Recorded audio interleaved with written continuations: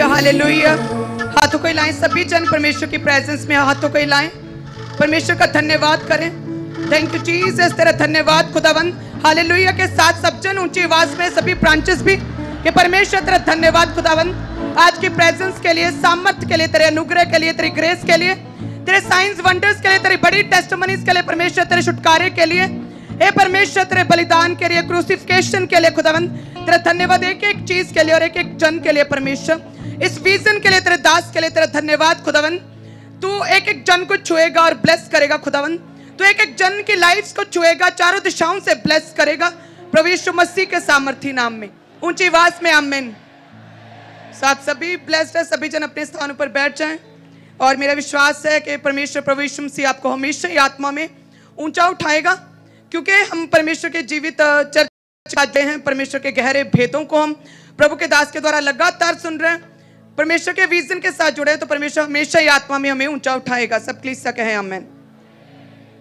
तो अब समय बोने का है, अपनी लाइफ के सबसे बड़े सीड को बोने का, अपने दशमांश को जो कि परमेश्वर का है। वचन कहता है कि जो परमेश्वर का है वह परमेश्वर को दो। सो टाइथ जो परमेश्वर का है वो हम खुदा को देंगे, और इसके अलावा परमेश्वर का धन्यवाद करो कि उसकी दया जो है बड़ी है, उसकी करुणा सदा की है।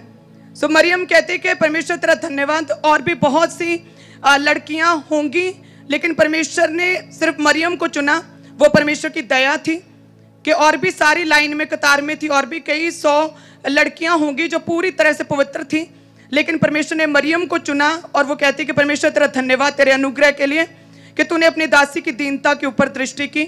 सो ये परमेश्वर का अनुग्रह है, फेवर है, क्योंकि बहुत से लोग हैं जो मसीह में, बहुत से लोग बपतिस्मा ले लिया, बहुत से लोगों ने पवित्र आत्मा पा लिया, लेकिन कुछ ही हैं जो लोग परमेश्वर की गहरी योजनाओं को अपनी लाइफ में पूरा होता हुआ देखते हैं।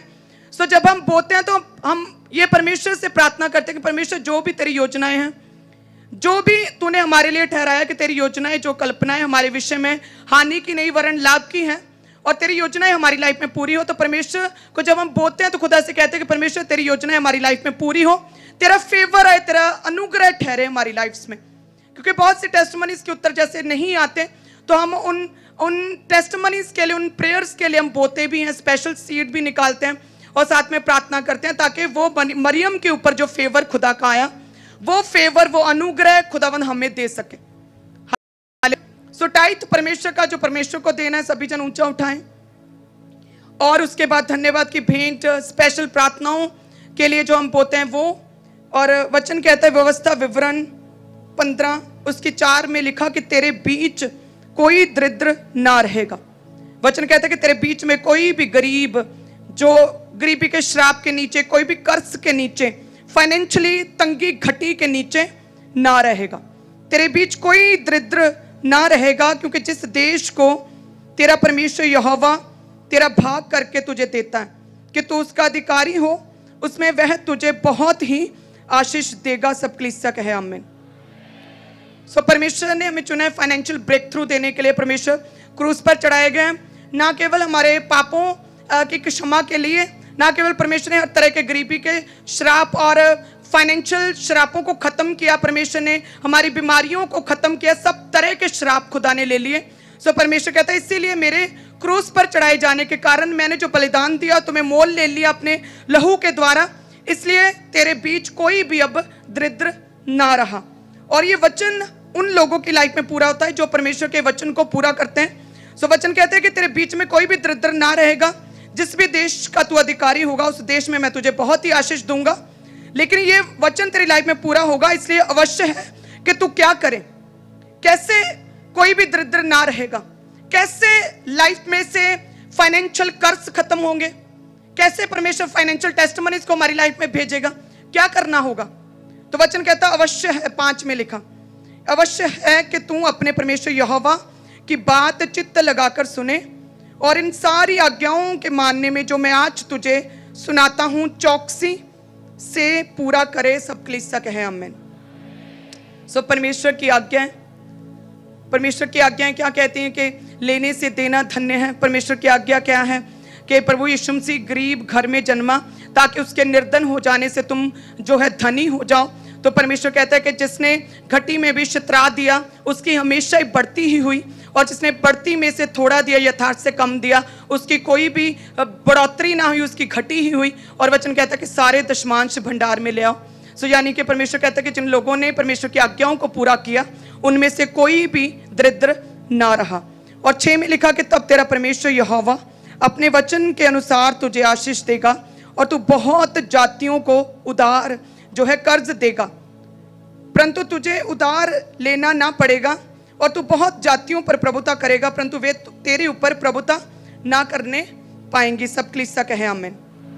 वचन कहता है कि तू लेने वाला नहीं बल्कि देने वाला, परमेश्वर के राज्य के लिए, प्रभु के कामों के लिए, दूसरों की मदद के लिए तू देने वाला बनेगा।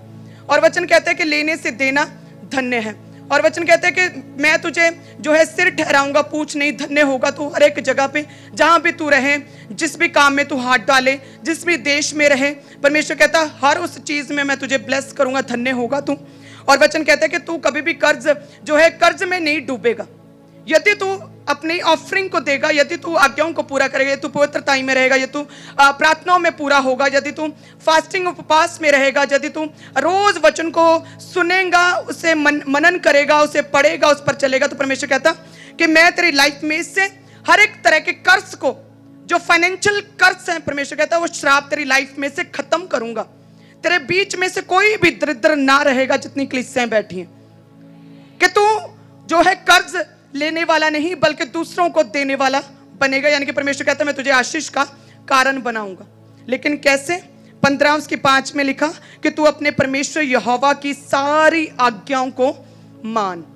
सो वचन कहता है कि सारे दशमांश भंडार में ले आओ। कितने जन हैं जो परमेश्वर की आज्ञाओं को मानते हैं, ताकि तेरे बीच में से कोई भी दरिद्र ना रहे, ताकि कोई भी कर्ज में ना डूबे, ताकि आप कर्ज लेने वाले नहीं बल्कि देने वाले बनो, ताकि परमेश्वर समय रहते आपकी हर एक जो है जरूरत को पूरा करें। अपने महिमा में धन में से परमेश्वर आकाश रूपी उत्तम भंडारों को खोलें, समय पर मेह बरसाएं। किन लोगों की लाइफ में? जो परमेश्वर के वचन को पूरा करते हैं। सब कलीसिया कहें आमीन। और लेवी व्यवस्था 19 उसकी 9 और 10 में लिखा कि फिर जब तुम अपने देश के खेत काटो, तब अपने खेत के कोने कोने तक पूरा ना काटना। यानी कि जो भी तुम्हारे पास फाइनेंशियल चीजें हैं, सैलरी है, पैकेज है, जो भी तुम्हारे पास सेविंग है, वचन कहते हैं कि वो पूरी की पूरी खर्च मत कर देना। फिर जब तुम अपने देश के खेत काटो, अपने बिजनेस में जो भी तुम्हें प्रॉफिट मिला, जो सैलरी मिली, वो पूरी मत काट लो, पूरी खर्च मत कर लो। तब अपने खेत के कोने कोने तक पूरा ना काटना। काटे हुए खेत की गिरी पड़ी बालों को ना चुनना, थोड़ा सा छोड़ देना। और अपनी दाख की बारी का दाना दाना ना तोड़ लेना। सारा ही जो तुम्हारे पास, जो तूने कमाया, सारा ही खर्च ना कर लेना। अपनी दाख की बारी के झड़े हुए अंगूरों को सारा कुछ ना बटोर लेना। जो भी परमेश्वर ने तुझे फाइनेंशियल ब्लेसिंग्स दी, उन्हें दीन परदेसी लोगों के लिए छोड़ देना। मैं तुम्हारा परमेश्वर यहोवा हूं। सब कलीसिया कहें आमीन।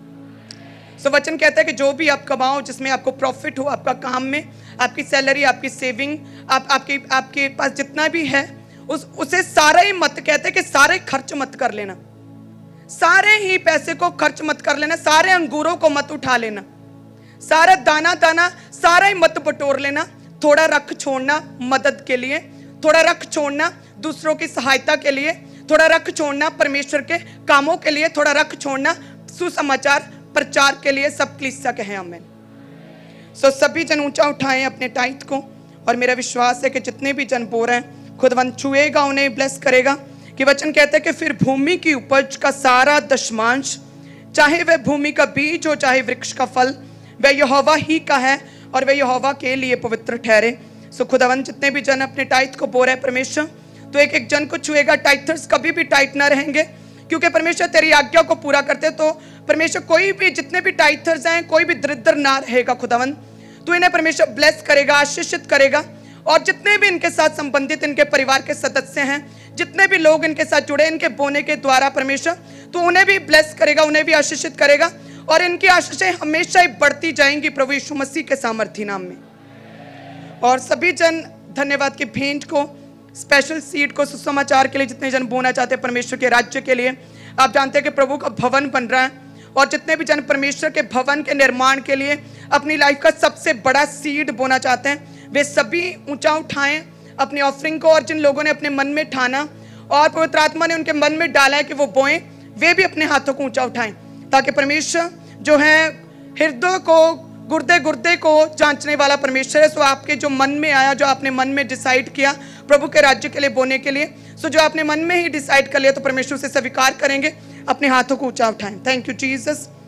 हे परमेश्वर, तेरा वचन कहता है कि तू अपने परमेश्वर यहोवा को स्मरण रखना, क्योंकि वही है जो तुझे संपत्ति प्राप्त करने की सामर्थ्य देता है, ताकि जो भी वाचाएं परमेश्वर तूने अब्राहम, इसहाक, याकूब, यूसुफ के साथ, अपने पूर्वजों के साथ परमेश्वर शपथ खाकर बांधी है, ताकि उन आशीषों को, उन ब्लेसिंग्स को, उन आशीष के वचनों को तू इन कलीसिया की लाइफ में पूरा कर सके खुदावन।